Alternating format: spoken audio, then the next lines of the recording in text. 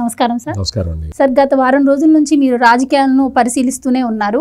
జగన్మోహన్ రెడ్డి గారు ఇంతకు మునుపు ఎప్పుడూ లేనంత యాక్టివ్గా ఉంటున్నారు. ఇప్పుడు ఆయన నిర్వహించే కార్యక్రమాలు, పిలుపునిచ్చే కార్యక్రమాలు మీరు చూస్తూనే ఉంటారు.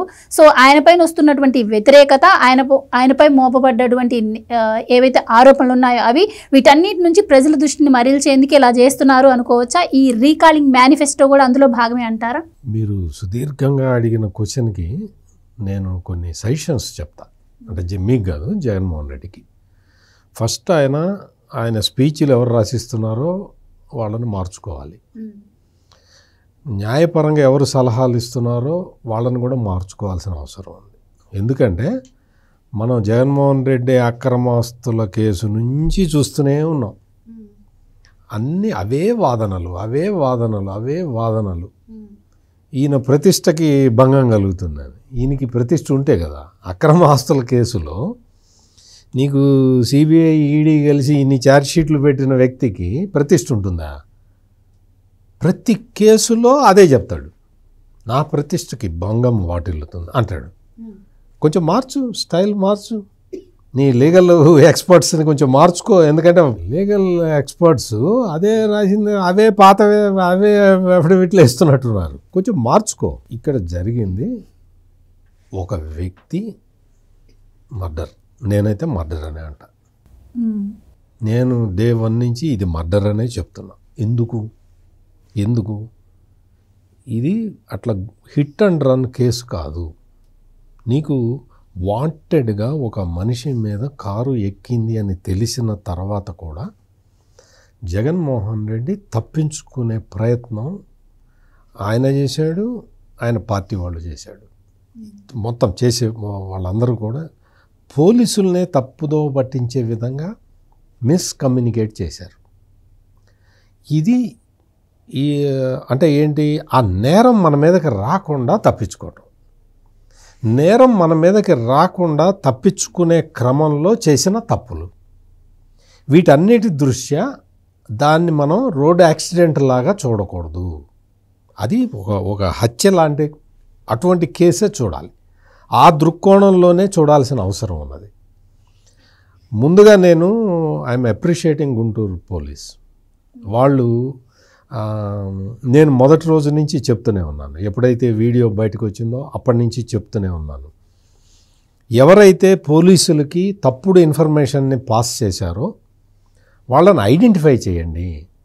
ముందర వాళ్ళకి ఎవడైతే ఈ బ్లాక్ షీప్ ఉన్నాడో పోలీసు డిపార్ట్మెంట్లో, ఎస్పీని కూడా తప్పుదో పట్టించిన వ్యక్తి ఎవరైతే ఉన్నారో, ఒకడా ఇద్దరా అనేది ఇంకా తెలీదు, అతన్ని ఫస్ట్ పట్టుకోండి అని నేను డే 1 నుంచి చెప్తూనే ఉన్నాను. I'm appreciating Guntur police that they have initiated ఒక డిపార్ట్మెంటల్ ఎంక్వైరీ.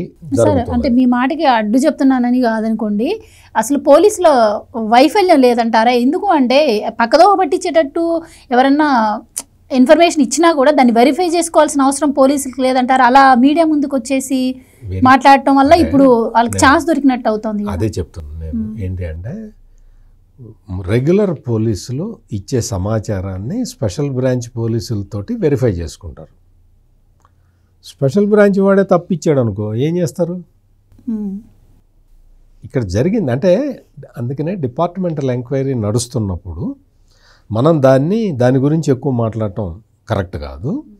నేను I'm appreciating Guntur police that they have initiated and departmental enquiry.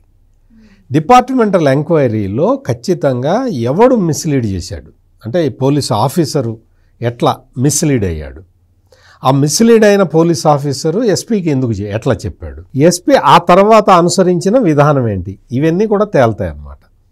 తేలినప్పుడు ఇప్పుడు మనకి బ్రాడ్గా మనకు తెలిసింది ఏంటంటే తలసిల రఘురాం కేసుని పక్కదోవ పట్టించడానికి ఒక తప్పుడు ఇన్ఫర్మేషన్ని పోలీసుల ద్వారా పంపించాడు అని. పోలీసులు పోలీస్ క్యారీ అయ్యాడు అంటే తలసిల రఘురాం చెప్పిన మాటల్ని ఎవరు కన్వే చేశారు, దాన్ని అఫీషియల్గా ఎట్లా దాన్ని మార్చారు అనేది ఇప్పుడు తేలాల్సిన అవసరం. అది ఇంటర్నల్ దీంట్లో తేలుతుంది, డిపార్ట్మెంటల్ ఎంక్వైరీలో తేలుతుంది. అసలు ఆ ఎంక్వైరీ ఇనిషియేట్ చేసినందుకు ఐఎమ్ అప్రిషియేటింగ్ గుంటూరు పోలీస్. ఇక్కడ ఇంకోవైపు ఏంటంటే జగన్మోహన్ రెడ్డి అండ్ కంపెనీ వీళ్ళందరూ ఈ బ్యాచ్ అంతా కూడా జగన్మోహన్ రెడ్డికి ఈ కేసుతో సంబంధం లేదు అని చెప్పటానికి రకరకాల ప్రయత్నాలు చేస్తూ ఉన్నారు. ఇది ఆర్టిఫిషియల్ ఇంటెలిజెన్స్ తోటి క్రియేట్ చేసిన డీప్ ఫేక్ వీడియోని కొంతమంది మేధావులు వచ్చి చెప్తూ ఉన్నారు. కొంతమంది వాళ్ళ టీవీ డిబేట్లలో ఏం చెప్తారు అంటే ప్రమాదవశాత్తు జరిగిన సంఘటన అని ఒకటి చెప్తాడు.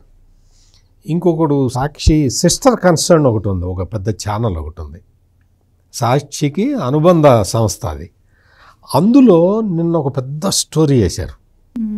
స్టోరీ వేసి జగన్ కాన్వాయ్లో భాగం కానీ ఏదో కారు గుద్దుకొని చచ్చిపోతే ఒక వ్యక్తి చనిపోతే అని చెప్తున్నాడు.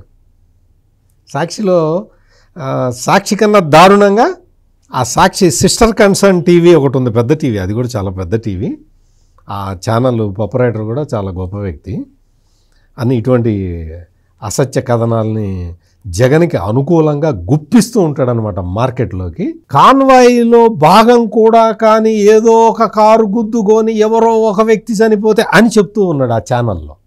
అందుకని ఇవన్నీ కూడా జగన్మోహన్ రెడ్డి ఈ నేరం చేశాడు అని ఎస్టాబ్లిష్ అవుతూ ఉన్నది. నేరం చేసిన వాడే తప్పించుకోవడానికి ప్రయత్నం చేస్తాడు అనేది ఇక్కడ ఆ మూల సిద్ధాంతం పెట్టుకుంటే జగన్మోహన్ రెడ్డి వైపే అన్ని వేళ్ళు చూపిస్తున్నాయి. అందుకని ఈ కేసు నుంచి జగన్మోహన్ రెడ్డి తప్పించుకునే అవకాశం లేదు. వాళ్ళ సిస్టర్ కన్సర్న్స్ ఎన్ని రాసినా కానీ ఎన్ని చెప్పినా కానీ, సాక్షి పేపర్లో కూడా ఇవాళ పెద్ద వార్త ఒకటి వచ్చింది. అంత సింగయ్య చాలా ఆనందంగా ఫీల్ అయ్యాడు, కాలు మీద కాలు వేసుకొని ఉన్నాడు. ప్రమాదం జరిగిన తర్వాత జగన్మోహన్ రెడ్డి గారు ఆ కారు టైర్లు నా మెడ మీదకి ఎక్కినాయని ఆనందపడిపోయాడు సింగయ్య అని రాస్తున్నారు వాళ్ళు. ఎంత దారుణం, ఎంత నీచం, ఎంత నీచమైన సంస్కృతి. ఇటువంటి తప్పుడు ఇన్ఫర్మేషన్ని సమాజంలోకి పంపించడానికి ఎవడైనా కానీ సిగ్గుపడాలి. Please subscribe to Leo news for more videos.